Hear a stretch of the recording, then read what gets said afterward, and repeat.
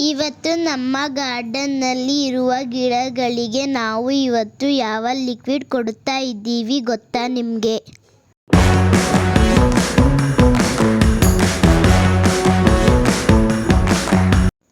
Hello, welcome back to my channel. ಇವತ್ತು ನಮ್ಮ ಗಾರ್ಡನ್ನಲ್ಲಿ ಇರುವ ಗಿಡಗಳಿಗೆ ನಾವು ಇವತ್ತು ಯಾವ ಲಿಕ್ವಿಡ್ ಕೊಡ್ತಾ ಇದ್ದೀವಿ ನೋಡೋಣ ಬನ್ನಿ.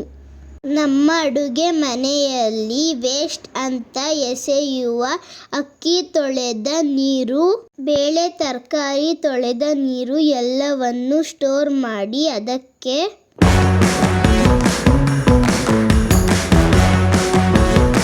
ಒಂದು ಬಟ್ಟಲು ಹುಳಿ ಮಜ್ಜಿಗೆ ಸೇರಿಸಿ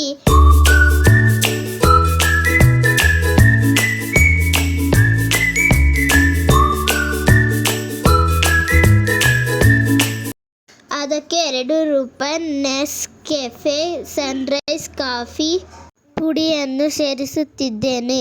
ನಿಮ್ಮಲ್ಲಿ ಯಾವುದು ಕಾಫಿ ಪುಡಿ ಇದೆಯೋ ಅದನ್ನೇ ಬಳಸಿಕೊಳ್ಳಿ. ಇದನ್ನು 3 ಚೆನ್ನಾಗಿ ಮಿಕ್ಸ್ ಮಾಡಿ. ಗಿಡಗಳಿಗೆ ಕೊಡುವುದರಿಂದ ಗಿಡದ ಬೆಳವಣಿಗೆ ಚೆನ್ನಾಗಿರುತ್ತದೆ. ಹಾಗಾಗಿ ಈ ಲಿಕ್ವಿಡ್ ತಯಾರು ಮಾಡಿ ಗಿಡಗಳಿಗೆ ಕೊಡುತ್ತಿದ್ದೇವೆ. ನಾನು ಒಂದು ಸೈಡ್ ಒಂದು ರೀತಿ ಲಿಕ್ವಿಡ್ ಕೊಟ್ಟರೆ ಮತ್ತೊಂದು ಸೈಡ್ ಬೇರೆ ಲಿಕ್ವಿಡ್ ಕೊಡುತ್ತೇವೆ. ಈಗ ಬಿಸಿಲಿರುವುದರಿಂದ ನಾವು ಹೆಚ್ಚಾಗಿ ನೀರು ಹಾಕುವ ಬದಲು ಈ ರೀತಿ ಲಿಕ್ವಿಡ್ ಬಳಸುವುದರಿಂದ ಗಿಡಗಳು ಚೆನ್ನಾಗಿರುತ್ತವೆ. ಹಾಗಾಗಿ ಈ ಟೈಮಲ್ಲಿ ನಾವು ಯಾವುದೇ ಗೊಬ್ಬರ ಹಾಕುವುದಿಲ್ಲ, ಈ ರೀತಿ ಲಿಕ್ವಿಡ್ಗಳನ್ನು ಕೊಡುವುದು. ನಮ್ಮ ಗಿಡಗಳು ಹೆಲ್ದಿಯಾಗಿವೆ, ಯಾವ ಮೊಗ್ಗುಗಳು ಕಪ್ಪಾಗಿಲ್ಲ. ನಾವು ಈ ಲಿಕ್ವಿಡನ್ನು ಕೊಡುವಾಗ ಪಾಟ್ನಲ್ಲಿ ಇರುವ ಮಣ್ಣು ಡ್ರೈ ಆಗಿರಬೇಕು. ಆಗ ನಾವು ಹಾಕುವ ಲಿಕ್ವಿಡ್ ನೇರವಾಗಿ ಬೇರುಗಳಿಗೆ ತಲುಪುತ್ತದೆ. ನಾವು ಯಾವುದೇ ಲಿಕ್ವಿಡ್ ಕೊಡುವಾಗಲೂ ಬುಡದ ಮಣ್ಣನ್ನು ಲೂಸ್ ಮಾಡಿ ಕೊಡಬೇಕು. ನಾವು ಹಾಕುವ ಲಿಕ್ವಿಡ್ ಬೇರು ಹೀರಿಕೊಳ್ಳುತ್ತದೆ. ನಾನು ಇಲ್ಲಿ ಮೊದಲೇ ಎಲ್ಲ ಪಾಟ್ಗಳ ಮಣ್ಣನ್ನು ಲೂಸ್ ಮಾಡಿ ಇಟ್ಟುಕೊಂಡಿದ್ದೇನೆ. ಹಾಗಾಗಿ ನಾನು ಲಿಕ್ವಿಡ್ ಕೊಡುವ ಮೊದಲು ಆ ಕೆಲಸ ಮಾಡಿರುತ್ತೇನೆ. ಏಕೆಂದರೆ ನಾನು ಲಿಕ್ವಿಡ್ ಕೊಡುವಾಗ ಈಸಿ ಆಗಲಿ ಅಂತ ಮುಂಚೆನೇ ರೆಡಿ ಮಾಡಿ ಇಟ್ಟುಕೊಂಡು ನಾನು ಯಾವುದೇ ಲಿಕ್ವಿಡ್ ಕೊಡುವಾಗಲೂ ಸಂಜೆ ಹೊತ್ತಿನಲ್ಲಿ ಕೊಡುವುದು. ಮೊದಲೇ ಹೇಳಿದ ಹಾಗೆ ವಾತಾವರಣ ತಂಪಾಗಿ ಇದ್ದಾಗ ಕೊಟ್ಟರೆ ಗಿಡಗಳು ಸಹ ತಂಪಾಗಿರುತ್ತದೆ.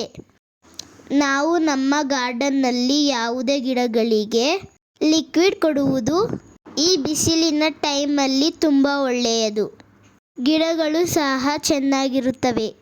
ಬಿಸಿಲಿನ ಟೈಮಲ್ಲಿ ಲಿಕ್ವಿಡ್ ಮಾತ್ರ ಕೊಡಬೇಕು.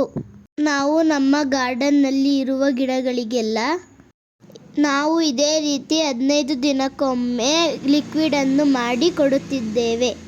ನಮ್ಮ ಗಿಡಗಳ ಆರೈಕೆಗೆ ಬಿಸಿಲು ಜಾಸ್ತಿ ಇರುವುದರಿಂದ ಈ ರೀತಿ ಲಿಕ್ವಿಡ್ ಮಾಡಿ ಕೊಡುತ್ತಿರುವುದು.